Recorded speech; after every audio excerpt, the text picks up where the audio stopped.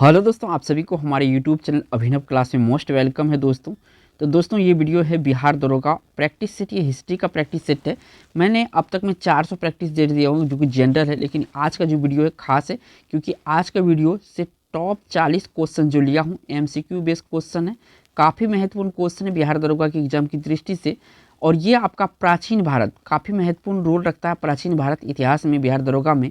और यहाँ से आपका इस मैं जो 40 क्वेश्चन करवाऊंगा यहाँ से आपका 2 क्वेश्चन श्योर है। तो देखिए 40 क्वेश्चन आप करके जाइए, आपको एग्जाम में जरूर बेनिफिट मिलेगा दोस्तों। तो लेट नहीं करते हुए चलते हैं पहला क्वेश्चन पर।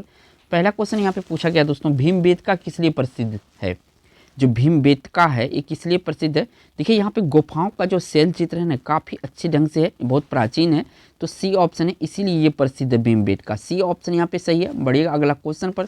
तो अगला क्वेश्चन ये रहा आपका 2 नंबर का। और यहाँ पे भी पूछा गया है 2 नंबर में कि मालती माधव के लेखक थे। इनमें से मालती माधव एक पुस्तक है, यानी एक बुक है। इनके लेखक के बारे में पूछा गया, इनके लेखक कौन है या इनके रचयिता कौन है। तो इनकी रचयिता है भवभूति। कौन है रचयिता? भवभूति है। याद रखिएगा, डायरेक्ट एग्जाम में आ जाएगा दोस्तों। बढ़िएगा अगला क्वेश्चन पर। तो अगला क्वेश्चन ये रहा आपका 3 नंबर का। और यहाँ पे जो पूछा गया है किस विदेशी यात्री ने भारत का दौरा सबसे पहले किया था। तो देखिए इसमें सबसे पहले जो है मेगास्थनीज जो है सबसे पहले भारत का यात्रा किया था, एक इतिहासकार था।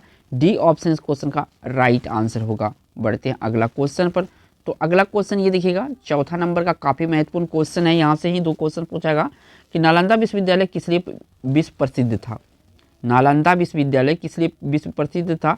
तो यहाँ पे बौद्ध धर्म दर्शन जो था ये इसी के लिए प्रसिद्ध था, नालंदा विश्वविद्यालय। ठीक है, ये ऑप्शन यहाँ पे सही है।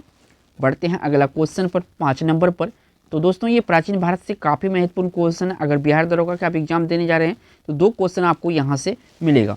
प्राचीन भारत में निम्न में से कौन सा विद्या अध्ययन का केंद्र नहीं था। ठीक है, देखिए सबसे पहले तो छांट लीजिए था कौन कौन। नालंदा था, तक्षशिला था, विक्रमशिला। ये जो कौशाम्बी है प्राचीन भारत में ये शिक्षा का केंद्र नहीं था।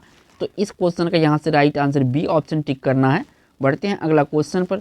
तो अगला क्वेश्चन ये रहा आपका, और ये भी आपको पुस्तक से संबंधित क्वेश्चन है। पुस्तक से एक क्वेश्चन पूछा जाता है हिस्ट्री में। ठीक है, याद रखिएगा। सोपनवासदाता के लेखक कौन है। तो इसके जो सोपनवासदाता के जो लेखक है ये है दोस्तों आपका भास। कौन है? भास है, यानी डी ऑप्शन इस क्वेश्चन का राइट आंसर होगा। बढ़िया अगला क्वेश्चन पर। तो अगला क्वेश्चन ये रहा, और यहाँ पे पूछा गया है कि शून्य की खोज किसने की थी। आप सभी को पता है कि पाई और शून्य का जो खोज किया था ये आर्यभट्ट के द्वारा किया गया था। तो ए ऑप्शन इस क्वेश्चन का राइट आंसर होगा। बढ़िया अगला क्वेश्चन पर। तो अगला क्वेश्चन ये रहा, और 8 नंबर का क्वेश्चन है। काफ़ी महत्वपूर्ण क्वेश्चन मैं करवा रहा हूँ दोस्तों कि निम्नलिखित में से किसको चाल्कोलिथिक एज कहा जाता है। इनमें से चाल्कोलिथिक एज किसे कहा जाता है, यहाँ 4 ऑप्शन दिया हुआ। तो देखिए चाल्कोलिथिक एज जो कहा जाता है ये कहा जाता है आपका ताम्रपाषाण युग का। किसको? ताम्रपाषाण युग का, यानी ए ऑप्शन इस क्वेश्चन का राइट आंसर होगा। बढ़िया अगला क्वेश्चन पर। तो अगला क्वेश्चन ये रहा दोस्तों, और यहाँ पे जो पूछा गया है किस पुस्तक का 15 भारतीय और 40 विदेशी भाषाओं में अनुवाद किया जाएगा। काफ़ी महत्वपूर्ण क्वेश्चन है, आंसर आपको जरूर पता होना चाहिए। 15 भारतीय और 40 विदेशी भाषाओं में इसका अनुवाद हुआ था, तो वो था पंचतंत्र। ठीक है, देखिए दोस्तों आपको यहाँ पे बताना है कि पंचतंत्र का लेखक कौन है, काफ़ी महत्वपूर्ण है ये भी क्वेश्चन। बढ़ते हैं अगला क्वेश्चन पर। तो अगला क्वेश्चन यहाँ पे जो पूछा गया है दोस्तों काफ़ी महत्वपूर्ण क्वेश्चन है। बोरोबुदुर किसका स्थल है। जो बोरोबुदुर है ये किसका स्थल है।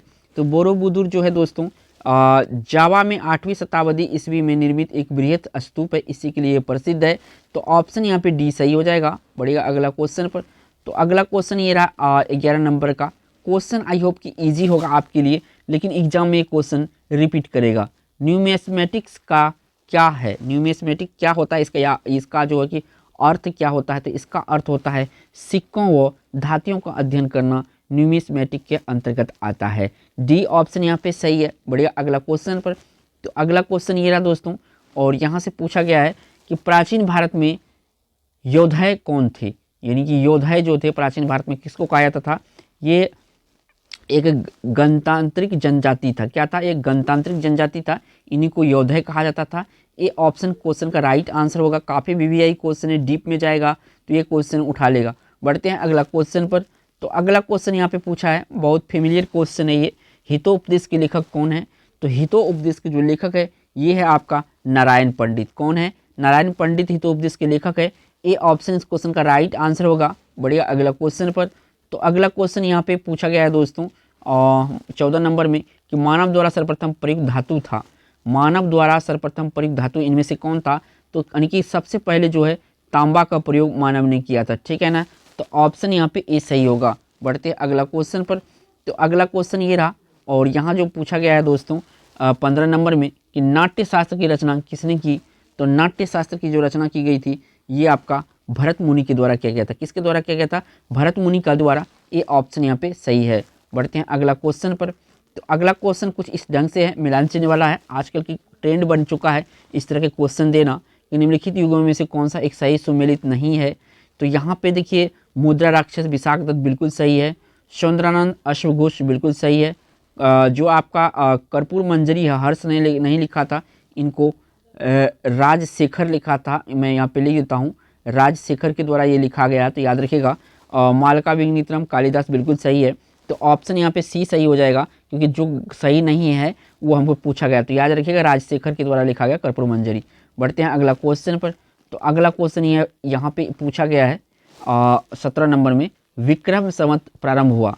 तो विक्रम संवत जो है 58, देखिए दोस्तों 58 ईस्वी पूर्व में ये हुआ था, ठीक है, प्रारंभ हुआ था। याद रखिएगा काफ़ी महत्वपूर्ण क्वेश्चन है। यहाँ पे ई होता है, यहाँ पे देखिए पूर्व होता है, ठीक है ना। तो याद रखिएगा क्योंकि यहाँ पे ऑप्शन दिया जाएगा, आप कंफ्यूज हो जाएंगे, तो याद रखिएगा।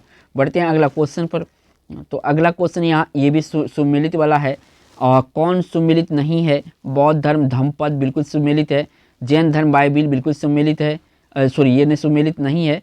ये जो जैन धर्म का जो बाइबिल होता है ईसाई के लिए होता है। किसके लिए होता है?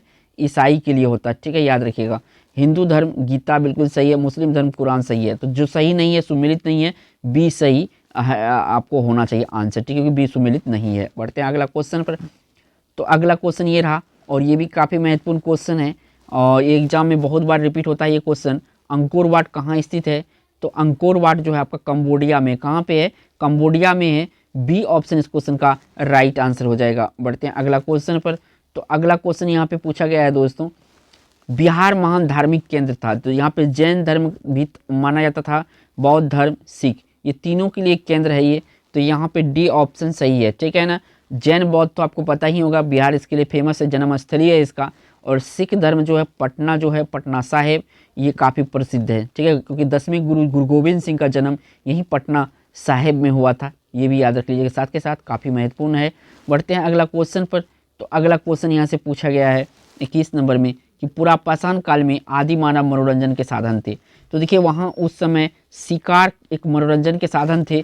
तो सी ऑप्शन इस क्वेश्चन का राइट आंसर होगा। बढ़ते हैं अगला क्वेश्चन पर। तो अगला क्वेश्चन यहाँ पे पूछा गया है 22 नंबर में, काफ़ी महत्वपूर्ण क्वेश्चन है। बौद्ध जैन ब्राह्मण धर्मों में कौन सी धारणा एक जैसी थी? यानी कौन सी धारणा जो कि सिमिलर थी, ठीक है ना। तो यहाँ पे जो कर्मवाद का सिद्धांत था तीनों में सिमिलर देखा जा सकता है। तो सी ऑप्शन यहाँ पे सही है। बढ़ते हैं अगला क्वेश्चन पर।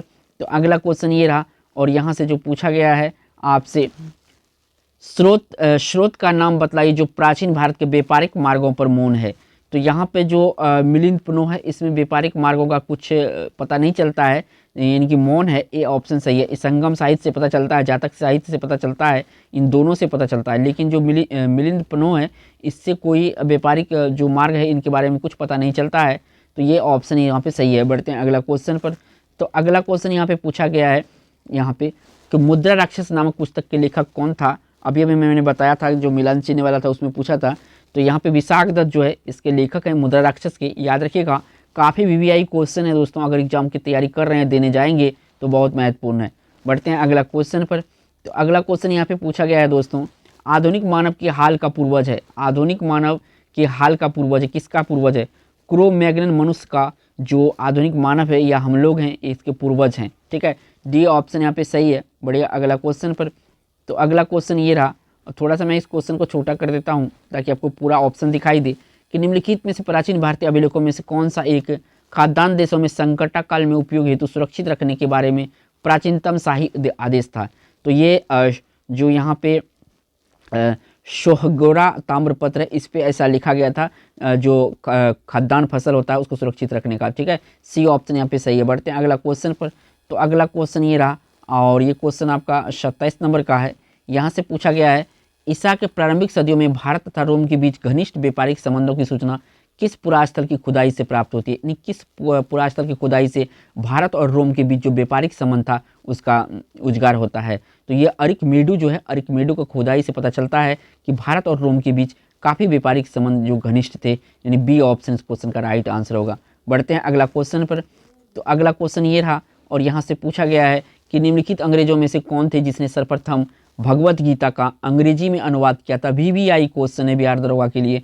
ठीक है, तो यहाँ सबसे पहले जो किया था दोस्तों चार्ल्स विल्किंस ने किया था। किसने किया था? चार्ल्स विल्किंस ने जो है सबसे पहले क्या किया था, भगवत गीता को अंग्रेजी में अनुवाद किया था। डी ऑप्शन यहाँ पे सही है। बढ़िया, अगला क्वेश्चन पर। तो अगला क्वेश्चन ये रहा 29 नंबर का बिहार दरोगा के लिए। प्राचीन नगर तक्षशिला निम्नलिखित में से किसके बीच स्थित था? प्राचीन नगर तक्षशिला किसके बीच स्थित था दोस्तों? तो ये था आपका सिंधु व झेलम के बीच। किसके? सिंधु व झेलम के बीच तक्षशिला स्थित था। और ये जो वर्तमान में तक्षशिला है ये आपका पाकिस्तान में पड़ता है। ठीक है, बढ़ते हैं अगला क्वेश्चन पर। तो अगला क्वेश्चन ये रहा और यहाँ से जो पूछा गया है 30 नंबर में, आधुनिक देवनागरी लिपि का प्राचीनतम रूप है। आधुनिक देवनागरी का लिपि का प्राचीनतम रूप है तो ये ब्राह्मी जो लिपि है इसी का आधुनिक देवनागरी जो हम लोग लिखते हैं अभी जो लिखा हुआ है इसी का प्राचीनतम रूप है ब्राह्मी लिपि का। सी ऑप्शन सही है, यहाँ पे डी होना चाहिए, थोड़ा सा गलती है। इसके बाद अगला क्वेश्चन जो यहाँ पे पूछा गया है 31 नंबर में, इतिहास के पिता यानी कि द फादर ऑफ हिस्ट्री की पदवी सही अर्थों में निम्न में से किससे संबंधित है, या इतिहास के पिता किससे कहा जाता है, ऐसा भी सवाल पूछा जाता है। तो ये कहा जाता है हेरोडोटस को। किसको कहा जाता है? हेरोडोटस को कहा जाता है। सी ऑप्शन सही है। बढ़ते हैं अगला क्वेश्चन पर। तो अगला क्वेश्चन यहाँ पे पूछा गया है कि मानव द्वारा सर्वप्रथम प्रयुक्त अनाज था। तो जौ और गेहूँ जो ऑप्शन में दिया हुआ है सबसे पहले मानव ने इसी का प्रयोग किया था। डी ऑप्शन सही है। बढ़ते हैं अगला क्वेश्चन पर। तो अगला क्वेश्चन ये रहा दोस्तों 33 नंबर का और यहाँ पे जो पूछा गया है कि निम्न में से कौन सा नवीनतम समझा जाता है। तो यहाँ पे क्रो मैग्नन मानव जो है ये सबसे नवीनतम है। डी ऑप्शन यहाँ पे सही होगा। बढ़ते हैं अगला क्वेश्चन पर। तो अगला क्वेश्चन यहाँ पे पूछा गया है 34 नंबर में, काव्य शैली का प्राचीनतम नमूना किसके अभिलेख में मिलता है? काव्य शैली का प्राचीनतम नमूना किसके अभिलेख में मिलता है? तो ये जो है रुद्र दमन के अभिलेख में मिलता है। किसके? रुद्र दमन के अभिलेख में मिलता है। सी ऑप्शन सही है। बढ़ते हैं अगला क्वेश्चन पर। तो अगला क्वेश्चन यहाँ पे 35 नंबर का है। यहाँ से पूछा गया है कि भारतवर्ष के लिए इंडिया शब्द का प्रयोग सर्वप्रथम किसने किया था। तो यहाँ पे अगर नाम पढ़े सबसे पहले जो भारतवर्ष के लिए इंडिया शब्द का प्रयोग किया गया था ये किया गया था हेरोडोटस के द्वारा। किसके द्वारा? हेरोडोटस के द्वारा, यानी कि सी ऑप्शन यहाँ पे सही है। बढ़ते हैं अगला क्वेश्चन पर। तो अगला क्वेश्चन ये रहा 36 नंबर का। यहाँ से पूछा गया है कि निम्नलिखित में से कौन सा बंदरगाह पोडके के नाम से दी पेरिस ऑफ द एरिस्टियन सी यानी लाल सागर का भ्रमण अज्ञातनामा लेखक को ज्ञात था। तो ये देखिए ये किस नाम से था? तो ये आर्कमेडू। क्या था? आर्कमेडू, यानी कि सी ऑप्शन यहाँ पे सही है। बढ़ते हैं अगला क्वेश्चन पर। तो अगला क्वेश्चन भी काफ़ी महत्वपूर्ण क्वेश्चन में थोड़ा सा इम्पोर्टेंट है ये क्वेश्चन, तो थोड़ा छोटा कर देता हूँ। ताम्रपाषाण काल में महाराष्ट्र के लोग मृतक के घर को फर्श के नीचे किस तरह रखकर दफनाते थे? तो मृतक को फर्श के नीचे किस तरह रख के दफनाते थे? तो यहाँ पे जो उत्तर से दक्षिण है, उत्तर से दक्षिण रखकर दफनाते थे, यानी कि उत्तर दक्षिण। ठीक है, तो यहाँ पे आपका सी ऑप्शन सही है। तो दोस्तों मैंने यहाँ पे 37 इंपॉर्टेंट क्वेश्चन आंसर डिस्कस किया। ये प्राचीन भारत का बहुत इंपॉर्टेंट क्वेश्चन है। बिहार दरोगा में यहाँ से 2 क्वेश्चन किया जाएगा। एक बार में वीडियो अगर क्वेश्चन आंसर याद नहीं हुआ तो दोबारा वीडियो को देख सकते हैं। थैंक्स फॉर वॉचिंग दोस्तों।